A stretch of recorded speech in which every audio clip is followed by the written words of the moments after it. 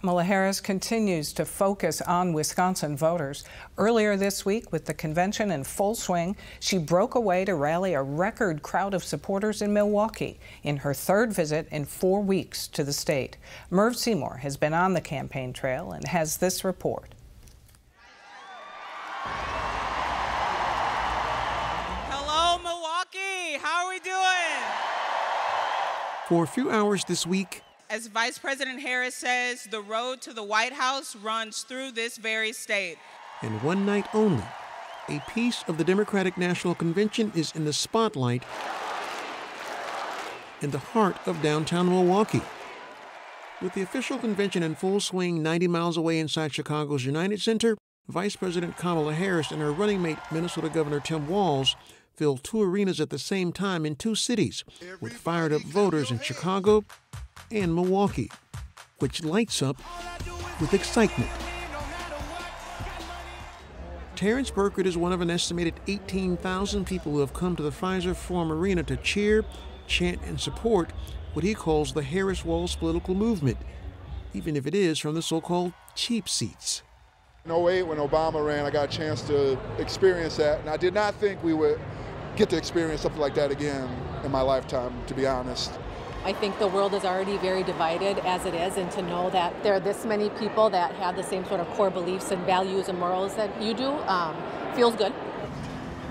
The Milwaukee half of these 2 twin rallies takes place in the same space where Republicans held their convention barely a month ago. Today, 2 blocks away, a huge Trump billboard sits high in the sky, offering voters a contrast between Republicans and Democrats. Democratic campaign officials hope this convention-style campaign stop in Milwaukee has the same effect. The vice president, leaving her own convention and coming here, is saying to voters on the ground in this city and in this state, in Wisconsin, to say, we see you, we value you. Now we're going to pass the mic from state to state so that all our voices are heard all around the nation. At one point, a feed of the ceremonial roll call of delegates from Chicago played out live on the big screens inside the forum. Illinois, how do you cast your vote? Suddenly, out of nowhere, Governor Tim Walz. Vice Presidential hopeful Tim Walz walks out and stuns this crowd.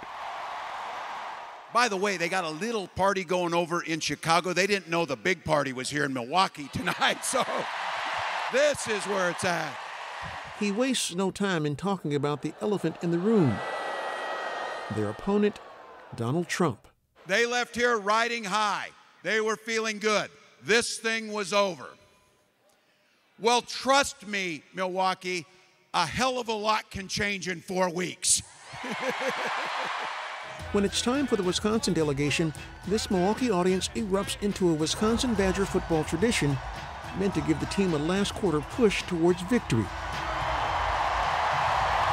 I am thrilled to reaffirm Kamala Harris as the Democratic nominee for President of the United States.